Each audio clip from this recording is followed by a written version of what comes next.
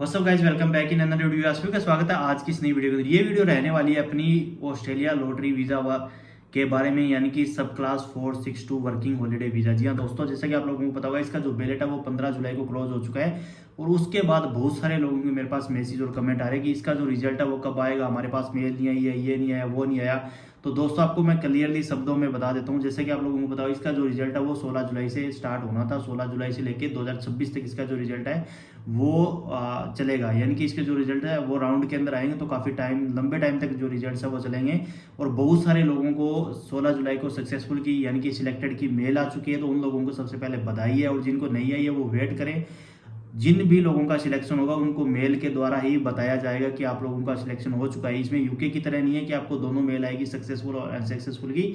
जिन लोगों का सिलेक्शन होगा उनको बकायदा मेल आएगी, मेल के द्वारा बताया जाएगा। अगर आपको मेल नहीं आ रही है तो कृपया करके आप या तो जंक बॉक्स, स्पैम बॉक्स भी देखें। अगर आपकी ईमेल की मेमोरी फुल हो चुकी है तो आप उसको क्लियर करके देखें कि आप लोगों के पास मेल आ जाए।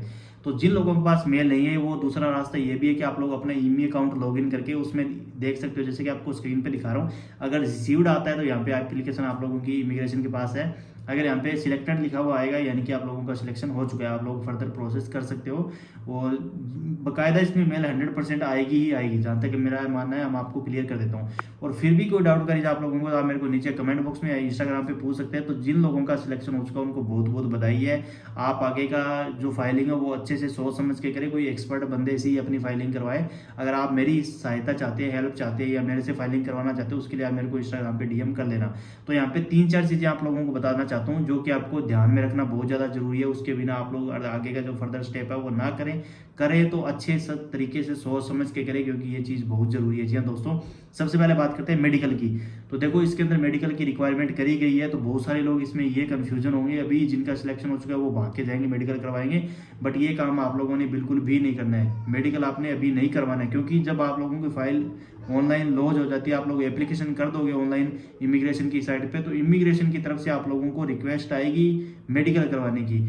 ठीक है, वो मेडिकल रिक्वेस्ट आएगी, उसके बाद भी आप लोगों को वो सर्टेन टाइम देते हैं। उस टाइम पीरियड के अंदर आप लोगों ने मेडिकल करवाना होता है, और वो डायरेक्ट जो मेडिकल करवाओगे वो आपका डायरेक्ट एम्बेसी को चला जाता है और आपकी फाइल के साथ में अटैच हो जाता है। ये चीज़ आपने ध्यान में रखनी है। पिछले साल बहुत सारे लोगों ने पहले एडवांस में मेडिकल कर लिया था, बाद में फाइलें डाली थी, उनकी वजह से उनका डिले हो गया था। डिले होगा मतलब यहाँ पे आपको देखो भाई, यहाँ पे 1000 बंदों को ही वीज़ा मिलना है। तो यहाँ पे जो जल्दी फाइलिंग करेगा, जल्दी सोच समझ के काम करेगा, उसी को वीज़ा मिलने वाला है। तो ये चीज़ ध्यान में रखना, मेडिकल पहले नहीं करवाना है। फाइल लॉन्च के बाद जब उनकी रिक्वेस्ट आएगी इमिग्रेशन की तभी करवाना है।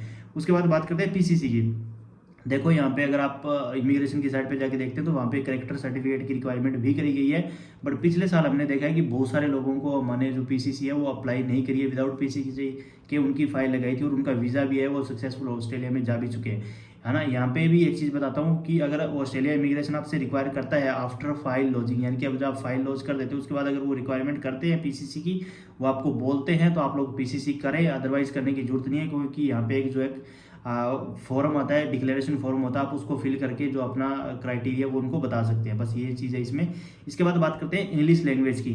तो यहाँ पे दो चीज़ें इंग्लिश लैंग्वेज के अंदर। देखो, पहली तो ये है कि जिन लोगों ने अपनी 12th और अपनी ग्रेजुएशन या मास्टर डिग्री अगर आप लोगों ने इंग्लिश मीडियम से करी है, तो आपको यहाँ पे इंग्लिश करने की जरूरत नहीं है। जी हाँ दोस्तों, आपको आइलेट्स पीटी देने की जरूरत नहीं है।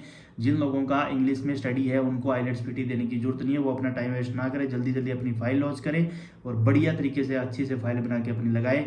और जिन लोगों ने अपनी स्टडी हिंदी मीडियम है, पंजाबी है, हरियाणवी है, गुजराती है, या कोई और अदर लैंग्वेज में करी है जो कि ऐसा मतलब कि सूटेबल नहीं है, तो उन लोगों को आइलेट्स पीटी करना मैंडेटरी है। तो वो आइलेट्स पीटी बहुत कम रिक्वायरमेंट्स है। पीटी के अंदर लगभग 30 या 45 के बीच में ऐसा स्कोर है, तो आप इजीली लोग कर सकते हो। और आइलेट्स के अंदर भी आई थिंक 4.5-5 मिनट चाहिए, जो कि इजीली अगर आप 10 दिन की क्लास लगा के करोगे तो भी आपका क्लियर हो जाएगा।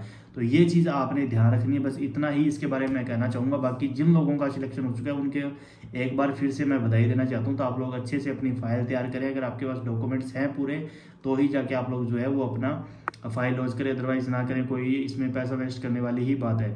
तो जिन लोगों का सिलेक्शन हो चुका है, अगर वो उनको नहीं समझ आ रहा कहाँ से किस तरीके से फाइल प्रोसेस करवाएं, कैसे करें, तो ये और अच्छे तरीके से अगर अपनी फाइल लगवाना चाहते हो तो आप मेरे से कांटेक्ट कर सकते हैं। बाकी आपको जहाँ अच्छा लगे वहीं से करवाइए, है ना। कोई जरूरी नहीं है कि मेरे से ही करवाओ, आपको जहाँ अच्छा लगे वहीं से आप लोग करवा सकते हो। बट ये है कि अच्छे जेन्युइन बंदे से करवाना, ताकि जो आपकी प्रोफाइल है वो खराब ना हो और आपको वीज़ा मिले। तो बाकी कोई भी डाउट करिए आप लोगों को, तो आप मेरे को नीचे कमेंट बॉक्स में या इंस्टाग्राम पे आके भी पूछ सकते हैं।